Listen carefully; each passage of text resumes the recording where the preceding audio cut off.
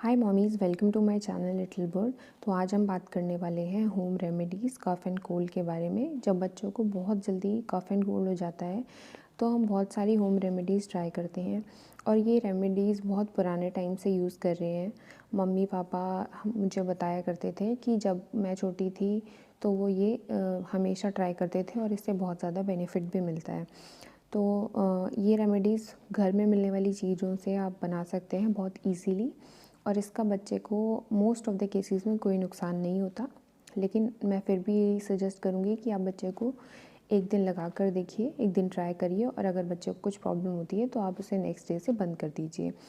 तो जब winter start होती है तो मस्टर्ड ऑयल बहुत ज़्यादा घरों में यूज़ होता है क्योंकि ये गर्म होता है और इसके अंदर गार्लिक क्लोव्स को यूज़ करना है आपको। बहुत सिंपल सा बनाने का तरीका है। इसको गर्म होता है गार्लिक क्योंकि तो एक ऑयल प्रिपेयर करेंगे जिसके अंदर सारी गर्म चीज़ें डाली जाएंगी और फिर उसको बच्चे के लिए यूज़ किया जाएगा। तो इससे बच्चे को कफ़ एंड कोल्ड में काफ़ी जल्दी रिलीफ मिलता है। तो मैंने एक लैडल के अंदर मस्टर्ड ऑयल ले लिया है और लहसुन की मैंने 7-8 कलियों को इस तरह से काट लिया है और इसको मैं उसी मस्टर्ड ऑयल के अंदर डाल दूँगी और फ्लेम को ऑन कर दूँगी। लेकिन आपको फ्लेम को हमेशा लो रखना है क्योंकि अगर आप तेज़ रखेंगे तो ये जल्दी जल जाएगा और लहसुन की जो सारी प्रॉपर्टीज़ हैं यानी गार्लिक वो तेल के अंदर नहीं आ पाएंगी और ये सिर्फ जल जाएगा जल्दी। तो इसको प्रिपेयर करने का तरीका बहुत सिंपल है। थोड़ी देर तक इसको हीट करना है आपको और उसके बाद इसके अंदर कैरम सीड जो कि अजवाइन होता है बच्चों के लिए बहुत यूज़ होता है क्योंकि बच्चे को जब भी टमी अपसेट होता है तो अजवाइन का वाटर दिया जाता है। उसी तरह से बहुत सारी मेडिसिनल प्रॉपर्टीज़ होती हैं इन सब चीज़ों से बच्चों को जो कि हमारे घर में अवेलेबल होती हैं। तो थोड़ी देर तक इसको गर्म करना है जब तक कि इसका कलर थोड़ा सा रेडिश ब्राउन हो जाए, धीरे धीरे लो फ्लेम पर।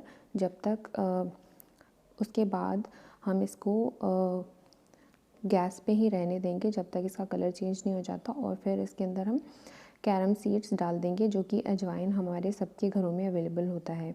ये भी गर्म होता है और इसकी भी सारी प्रॉपर्टीज़ हमें उस तेल के अंदर लेकर आनी है। तो इसीलिए हम स्लो फ्लेम पर उसको थोड़ी देर तक कुक होने के लिए रखेंगे। थोड़ी देर के बाद ही जो गार्लिक है उसका कलर चेंज होने लगेगा। तो जब रेडिश ब्राउन कलर होने लगेगा उसका, तब आपको इसको उतार लेना है और इसे स्ट्रेन कर लेना है और इसे किसी भी बॉक्स के अंदर स्टोर करके रखना है। तो मैं इसे पर्सनली यूज़ करती हूँ अपने बच्चे के लिए हर विंटर्स में। जब भी बच्चे को कफ़ एंड कोल्ड होता है तो इस तेल को आपको स्ट्रेन करके रखना है और जब लगाना है बच्चे को इसको थोड़ा सा गुनगुना कर लीजिए, उससे ज़्यादा फ़ायदा होता है बच्चे को।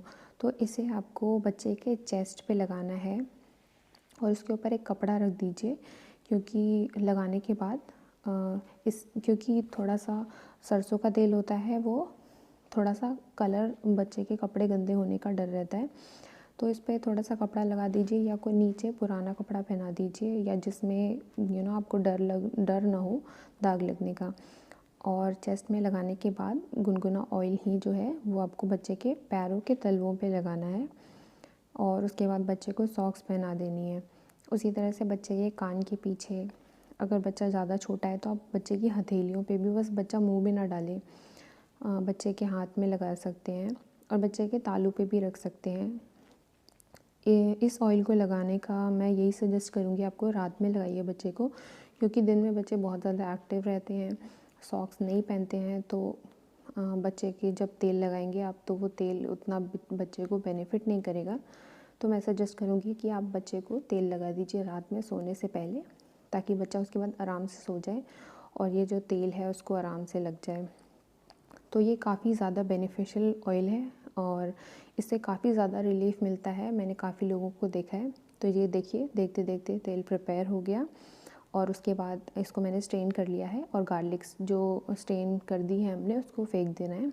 और जो ये ऑयल है इसको मैंने सिर्फ आपको बना कर दिखाया है थोड़ा सा। मैं उसको काफ़ी ज़्यादा क्वांटिटी में बना कर रखती हूँ क्योंकि मैं उसे रेगुलर बेस पे यूज़ करती हूँ।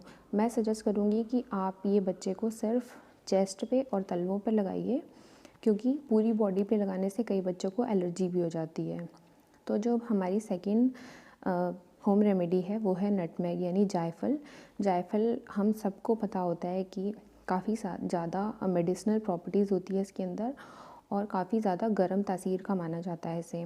वैसे तो बच्चे के लिए काफ़ी अच्छा है, लेकिन मैं सजेस्ट करूँगी कि आप 6 महीने के बाद ही बच्चे को ये रेसिपी ट्राई करिए, क्योंकि इसकी प्रॉपर्टीज़ गर्म होती है। छोटे बच्चे को आप डॉक्टर के सजेशन के बिना कोई भी चीज़ मत दीजिए। तो 6 महीने के बाद ये आप ज़रूर ट्राई कर सकते हैं। वैसे तो इसको बनाने का तरीका है, जो पुराना सिलवट्टा होता है उसके ऊपर इसको रगड़ना होता है, लेकिन मेरे पास सिलवट्टा नहीं है, इसीलिए मैं इसको पतले से स्ट्रेनर से इस तरह से कद्दूकस टाइप कर रही हूँ। लेकिन ये बिल्कुल फ़ाइन पाउडर बन गया है। बस आपको ये ध्यान रखना है कि इसमें कोई पाउडरी ही रहना चाहिए, ग्रेन्स नहीं होने चाहिए, ताकि बच्चे को प्रॉब्लम हो। या फिर आपके पास कोई भी चीज़ हो उस पर रगड़ के आप बच्चे को दे सकते हैं।